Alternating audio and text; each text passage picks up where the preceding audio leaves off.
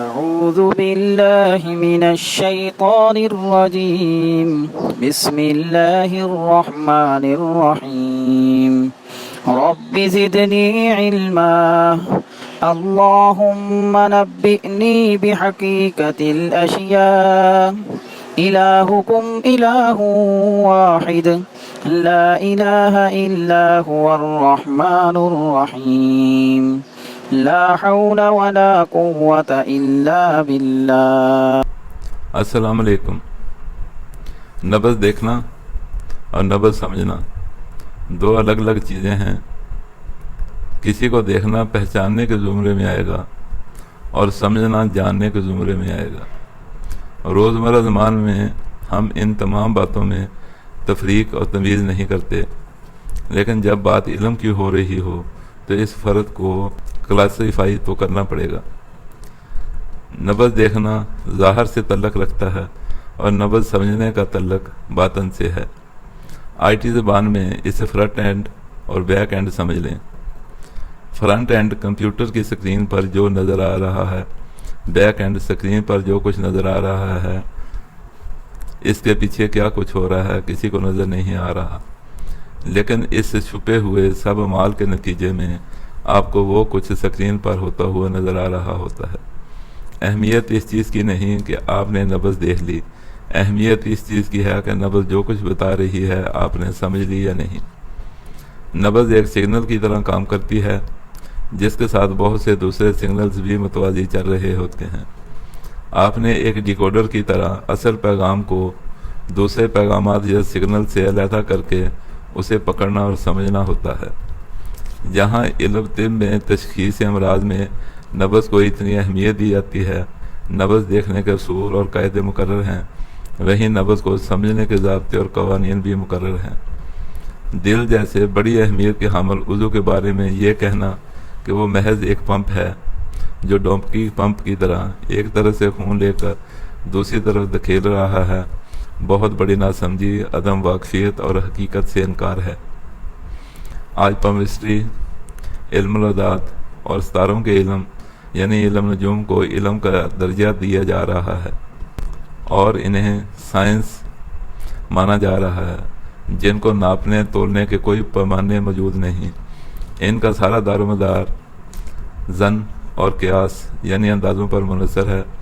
وہی نبض شناسی جیسے پر یقین اور ہر طریقے سے قابل پڑتال علم کو اٹکل پچو سمجھا جا رہا ہے۔ یہ محض بے خبری، لا علمی اور جہالت ہے۔ اگر آپ کو وہ قوانین معلوم نہیں تو اس کا مطلب یہ نہیں کہ وہ ضابطے اور قوانین بھی موجود ہی نہیں ہیں۔ جس طرح ریاضی میں کسی سوال کا حل کرنے کے بعد کراس چیک یا پڑتال کے ذریعے اس کے صحیح یا غلط ہونے کا درست تعین حاصل کیا جاتا ہے، کیونکہ پڑتال کے قوانین موجود ہیں۔ ان قوانین اور اوزان کے ذریعے درست اور غلط جواب کی نشاندہی کی جا سکتی ہے۔ اسی طرح نبض کی پڑتال کے بھی قوانین اور ضابطے موجود ہیں۔ ان قوانین اور ضابطوں سے پرکھ کر نبض کے صحیح ہونے کا تعین کیا جا سکتا ہے، اور ہم روزانہ اپنے مطلب میں یہ کرتے ہیں۔ اسی لیے یہ ویڈیو بنا رہا ہوں کہ وہ کون سی غلطیاں اور کوتاہیاں ہیں جن کی بنا پر آپ نبض سے یقینی تشخیص نہیں کر پا رہے۔ اس سلسلہ میں سب سے پہلا اور بڑا فیکٹر ہے منفی سوچ۔ اس میں آپ کا، میرا یا کسی اور کا کوئی قصور نہیں۔ ابھی تفصیل عرض کرتا ہوں۔ ہمارا رہن سہن، بول چال سب پر منفی اثر اتنا گہرا اور مؤثر ہے، آپ نے یقیناً اس بارے میں کبھی سوچا ہی نہیں ہوگا۔ منفی اثر ہمارے لاشعور کا حصہ بن چکا ہے اور ہم اس کے کتنے عادی ہو چکے ہیں ابھی آپ کو معلوم ہو جائے گا۔ کبیر داس کا ایک مشہور شعر ہے، رنگی کو نارنگی کہیں، بنے دودھ کو کھویا، چلتی کا نام گاڑی، دیکھ کبیرہ رویا۔ یہ شعر طنز نہیں، ایک بہت بڑی حقیقت کا اظہار ہے۔ مطلب واضح ہے، ہم رنگدار پھل کو نارنگی یعنی جس کا کوئی رنگ نہ ہو کہتے ہیں، اور دودھ کو کتنی محنت سے تیار کیا جاتا ہے، اور جب وہ تیار ہو جائے تو ہم اس کا نام کھویا یعنی گم ہو گیا رکھتے ہیں۔ اور وہ سواری جس کا کام ہی سفر میں رہنا اور مسلسل سفر کرنا ہے، ہم اسے گاڑی یعنی زمین میں گڑی ہوئی چیز جو حرکت ہی نہیں کر سکی کہتے ہیں۔ ان کھلی حقیقتوں کو دیکھ کر آدمی روئے نہیں تو کیا کہے۔ جو میں بات اب کہنے جا رہا ہوں اس حقیقت پر یہ شعر مکمل فٹ بیٹھتا ہے۔ علم طب میں کیفیات 4 ہیں: گرمی، خشکی، سردی اور تری۔ اصل میں یہ 2 ہیں۔ گرمی یعنی حرارت و روشنی، اور ان کا کوئی منبع ہوگا، کہیں توانائی خرچ ہو رہی ہوگی، یہ پیدا ہو رہی ہوں گی۔ اس کے برعکس اندھیرا اور سردی، ان کا کوئی وجود یا منبع نہیں ہوتا، یہ حرارت اور روشنی کی کمی اور ناموجودگی کے باعث ہوتی ہیں۔ ہم حرارت اور روشنی کو جتنا کم کرتے جائیں گے یہ بڑھتی جائیں گی، اور حرارت اور روشنی کو جتنا بڑھاتے جائیں گے سردی اور اندھیرا اتنا ہی گھٹتا جائے گا۔ چاہیے تو یہ تھا ہم کہتے گرمی یا روشنی کم ہو گئی ہے، ہم ان کی کمی ظاہر کرنے والی علامت کا ذکر کرتے ہیں، وہ بڑھ گئی ہیں۔ اسی طرح رطوبت یا تری کا وجود ہے، خشکی کا کوئی وجود نہیں۔ ہم رطوبت یا تری کو بڑھا یا کم کر سکتے ہیں کیونکہ یہ حقیقی وجود رکھتی ہے، لیکن خشکی وہ تو رطوبت یا کمی کی علامت ہے، اس کا اپنا کوئی وجود نہیں۔ ایک مثال سے واضح کرتا ہوں، ہم چلے جا رہے تھے، ہمارا سایہ ہمارے ساتھ ساتھ حرکت کر رہا تھا، کبھی ہم سے آگے، کبھی ہمارے پیچھے، کبھی یہ لمبا ہو جاتا ہے، کبھی چھوٹا۔ ہمارے ظاہری بصارت اسے دیکھتی ہے لیکن ہم اسے پکڑ نہیں سکتے۔ ہماری بصیرت نے سمجھایا سایہ ایک دھوکہ اور ایک علامت ہے، اس کی اپنی کوئی حقیقت نہیں۔ یہ اس لیے پیدا ہوا کہ ہمارا جسم روشنی کے راستے میں رکاوٹ بن گیا۔ جس جگہ پر روشنی نہ پہنچ سکی وہاں روشنی کے نہ پہنچنے یا کم پہنچنے سے ایک شبیہ بن گئی جس کی اپنی کوئی حقیقت نہیں، وہ صرف علامت تھی کہ یہاں روشنی نہیں پہنچ رہی یا کم پہنچ رہی ہے۔ علم طب پر اعتراض کرنے والے لوگوں کی مثال اس شخص کی سی ہے جو کسی عالم دین سے پوچھ رہا تھا کہ آپ وضو کے بغیر نماز پڑھ سکتے ہیں؟ عالم دین نے اسلام کی تعلیمات کی روشنی میں جواب دیا، جناب بغیر وضو آپ نماز نہیں پڑھ سکتے۔ اس پر وہ شخص معترض ہوا اور اس نے کہا، جناب بغیر وضو کے نماز پڑھ سکتے ہیں۔ عالم صاحب نے جھلا کر دریافت کیا، کیسے؟ اس شخص نے جواب دیا، جناب میں نے بغیر وضو کے نماز پڑھ کے دیکھی ہے۔ گرمی اور تری فاعل کیفیات اور سردی و خشکی مفعول کیفیات، ان کے یہ نام صرف سمجھنے اور سمجھانے کے لیے ہیں۔ خشکی کو دیکھیں، یہ 2 قسم کی ہے، گرمی خشکی اور سردی خشکی۔ گرمی سے خشکی کا مطلب ہے زمین کے 2 پول، پہلا اپر پول اور دوسرا لوئر پول۔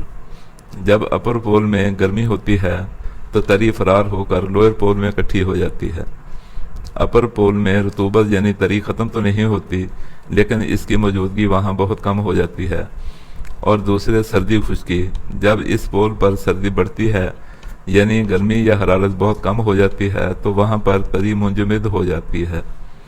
وہاں تری موجود تو ہے لیکن استعمال کے لیے میسر نہیں۔ اسی طرح گرمی جس پول میں ہے کیونکہ سورج کی حرارت وہاں ڈائریکٹ پہنچ رہی ہے، جہاں سورج کی حرارت ڈائریکٹ نہیں پہنچ رہی وہاں گرمی کی کمی سے سردی کا احساس بڑھ گیا، لیکن اس کا مطلب قطعاً یہ نہیں کہ وہاں حرارت یا گرمی ختم ہو گئی ہے۔ حرارت تو موجود ہے لیکن بہت کم ہے۔ حرارت کا absolute zero -270 degree centigrade ہے جسے حاصل نہیں کیا جا سکتا۔ جس درجہ حرارت پر ہر طرح کی زندگی ختم ہو جائے گی، اسی طرح ایبسولوٹ درجہ جہاں رطوبت بالکل ختم ہو جائے وہ ممکن نہیں۔ کسی چیز یا مقام پر رطوبت خواہ کتنی ہی کم ہو جائے لیکن ختم نہیں ہو سکتی۔ نباتات ہوں یا حیوانات، ہر کسی کی ضروریات زندگی مختلف ہیں۔ صحراؤں میں پیدا اور بڑھنے پھولنے والے درخت اور پودے ان درختوں اور پودوں سے مختلف ہوتے ہیں جہاں پانی بہتات ہو۔ گرم علاقوں میں پیدا ہونے والے درخت اور پودے ان علاقوں میں جہاں حرارت کی کمی یعنی سردی زیادہ ہو پیدا ہونے والے درختوں اور پودوں سے مختلف ہوں گے۔ حیوانوں یا انسانی جسم اپنے آپ میں مکمل کائنات ہے۔ اس میں موجود ہر عضو کی ضروریات مختلف ہیں۔ کسی عضو کو زیادہ گرمی کی ضرورت ہے اور کسی کو گرمی برائے نام چاہیے۔ کوئی عضو اپنے کام کرنے اور زندہ رہنے کے لیے بہت زیادہ رطوبت کا محتاج ہے اور کسی عضو کو برائے نام رطوبت کی ضرورت ہے۔ تشخیص امراض میں آپ نے صرف جسم کا مزاج ہی نہیں جانچنا بلکہ مقام مرض بھی تشخیص کرنا ہے اور اس مریض کا پیدائشی مزاج بھی معلوم کرنا ہے۔ اللہ تعالیٰ نے انسان کو احسن الخلق قرار دیا۔ ہماری سوچ ملاحظہ کریں، मामूली काम सीखने में हम सालों लगा देते हैं, लेकिन कुदरत की बनाई हुई सबसे पेचीदा तकलीफ को समझे बगैर ठीक करने का तरीका या नुस्खा ढूंढने में लगे रहते हैं। अगर इस कानून को सीखने और समझने पर थोड़ी तवज्जो देते तो सब मसाइल मुश्किल और आसान तरीका से हल हो जाते। सूरज अपनी हरारत से निज़ाम शमसी को चला रहा है। इस निज़ाम को चलता रखने के लिए सबसे अहम चीज़ तरी, रतूबत जो भी कह लें, इनकी असल तो पानी है। इन दोनों का बुनियादी किरदार है, बाकी सब चीज़ें टूल का किरदार अदा कर रही हैं। आपको एक वीडियो में बसारत और बसीरत का फ़र्क समझाया था, हवा से ज़ाहरी और हवा से बातनी। हवा से ज़ाहरी दिन रात धोखा खाते हैं। एलोपैथिक तरीका इलाज भी इसी धोखे और लाइलमी का शिकार है। अपने हवा से बातनी पर तवज्जो दें। आपके हवा से बातनी का दुरुस्त तज्जिया ही समझ कहलाता है। कब? जब वो मुकम्मल हो। हम बात बार पर कहते हैं समझ गए, यह लाइलमी और खाम ख्याली होती है। पूरी बात, पूरी चीज़, फिर इसका मुकम्मल तज्जिया, वो भी गैर जानबदार रहकर समझ कहलाता है। अगर आप नब्ज़ के इल्म पर मुकम्मल दस्तरस हासिल करना चाहते हैं तो मेरी गुजारिश है, इस वीडियो को बार बार देखें और सुनें। जैसे फसल बीजने से पहले ज़मीन की तैयारी की जाती है ताकि बीज को उगने के लिए बेहतरीन माहौल दिया जा सके जिसमें वो उगे और फिर फले फूले। इसी तरह नब्ज़ के इल्म को समझने के लिए अपने जहन को साफ़ करें ताकि जब नब्ज़ आपको समझाई जाए लफ्ज़ों में उलझने के बजाय इसकी रूह को समझ सकें। अस्सलामु अलैकुम।